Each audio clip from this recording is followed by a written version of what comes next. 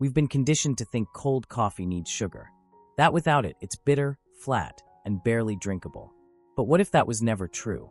What if the real enemy wasn't bitterness, but belief? Behind every overpriced cafe glass is a simple truth no one wants to admit.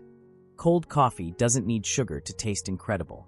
In fact, once you learn the trick, you'll realize sugar wasn't adding flavor, it was hiding it. 2 simple recipes. No gimmicks. No toxic sweeteners. Just pure, chilled coffee. One with sugar, the other with something that feels almost too natural to be this good. And once you taste them side by side, you'll start questioning everything you thought you knew about sweetness. This isn't just a recipe. It's a wake-up call. Number 1, the cafe culture trap. It starts innocently enough. You walk into a cafe, craving something cold, creamy, and sweet. You order a cold coffee. It feels indulgent, comforting, like a small luxury in the middle of a stressful day. But what you're really paying for isn't just coffee. It's branding. It's ice, milk, sugar, and a sprinkle of caffeine wrapped in a fancy glass and sold to you at triple the cost of what it's worth. The taste? Familiar. Addictive. But beneath the surface, something's off. Because what's really in that cup? Mostly sugar. The very thing we're told to cut back on. The same ingredient tied to inflammation, weight gain, mood crashes, and chronic health problems. And yet, we keep sipping, telling ourselves it's just a treat. But here's the uncomfortable truth. That treat is more habit than reward. More trap than choice. What if that same experience, same taste, same texture, same cafe-level vibe, could be made at home?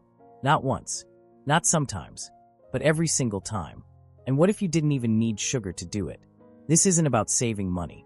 It's about reclaiming control over something we've quietly surrendered. And once you learn how simple it is, you may never set foot in that cafe again. Number 2, the froth ritual they don't want you to know about. Cold coffee isn't just a drink, it's a performance. And the most crucial part of that performance? The froth. Not the sugar, not the milk, the froth. It's the silky crown that makes your cold coffee feel like it came out of some underground barista cult. But here's the part they don't advertise. You don't need a machine to make it. No $500 frother. No imported beans. Just 3 things: instant coffee, warm water, and patience. You take a small amount of each. Mix it. Then you whisk. And whisk. And whisk. Not for 30 seconds. Not even a minute. 10 solid minutes of circular motion with a basic hand whisk. And suddenly the texture changes. The mixture thickens. It comes alive. Smooth, airy, rich. This is the hidden step, the step most people skip. But skipping it means settling for average. And once you've had it frothed right, average won't cut it anymore. For those who want the shortcut, an electric frother can do it in under 2 minutes. But don't be fooled, this isn't about convenience.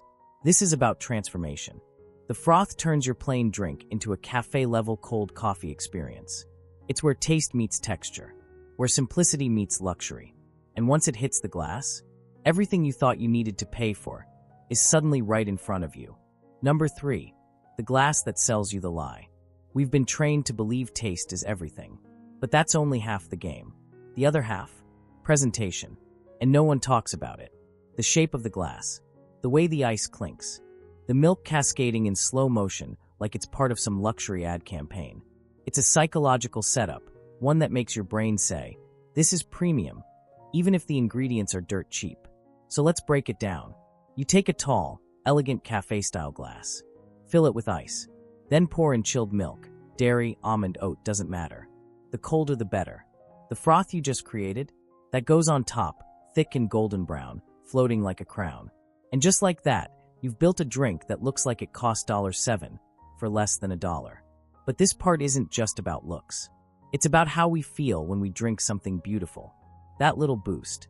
That strange sense of pride. And that's exactly what the cafes are selling. The feeling. Not the coffee. Just the illusion that you can't do it yourself. But you just did. You built it from scratch. And it looks better than anything they've handed you in a to-go cup. And yet, the most mind-bending twist is still coming. Because the next version has 0 sugar. And somehow it's still sweet. Number 4, the sweet trick with no sugar. This is where everything flips. You've seen how rich and luxurious cold coffee can be with just a bit of effort. But now take away the sugar, and somehow it still works. That shouldn't be possible. And yet it is. Because there's a secret ingredient no one talks about. Not a substitute, not a chemical, not some lab-born sweetener. Just dates. 4 of them. Soaked, softened, and blended until they become a thick, sticky syrup nature designed to taste good and be good for you. You don't need to understand the science. You just need to taste it.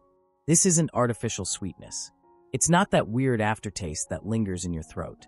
It's soft, mellow, clean. The kind of sweet that feels like it belongs in the drink, not like it was dumped in.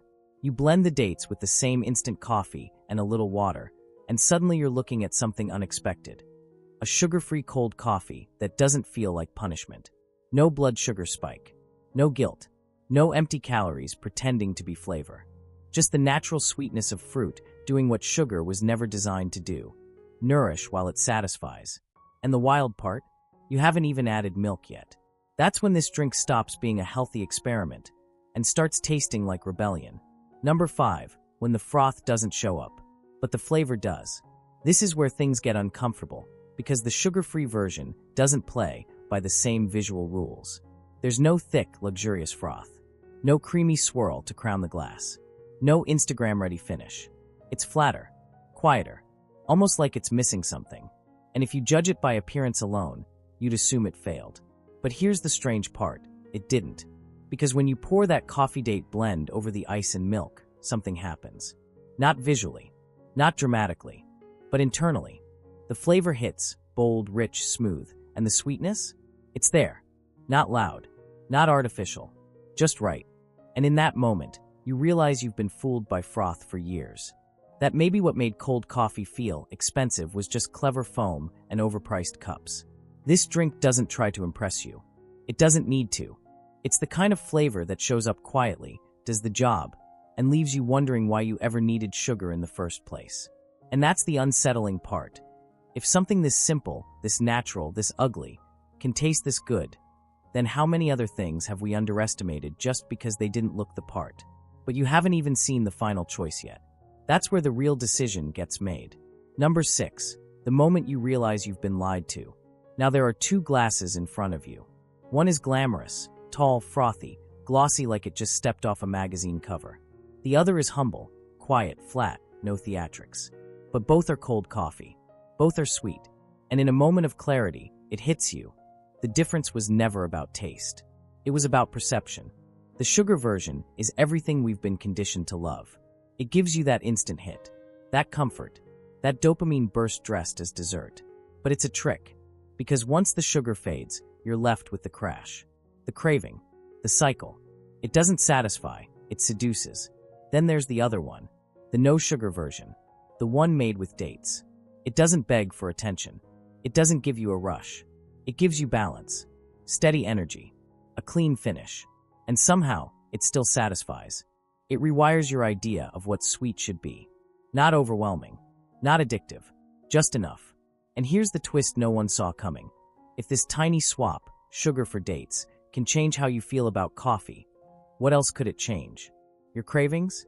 Your habits? Your health? This isn't about choosing between 2 drinks. It's about choosing which version of truth you're willing to believe. And once you taste it, you'll never look at sugar the same way again. For years, we've let sugar define what sweet is supposed to taste like. It's been the default, the shortcut, the silent ingredient laced into everything, from our cravings to our routines. But now, with 2 cold coffees, side by side, one with sugar, one without, you've seen the truth. Sweetness was never about sugar. It was about satisfaction. And once you've had that satisfaction without the crash, without the guilt, without the lie, there's no going back. This wasn't just about making a drink. It was about taking something back.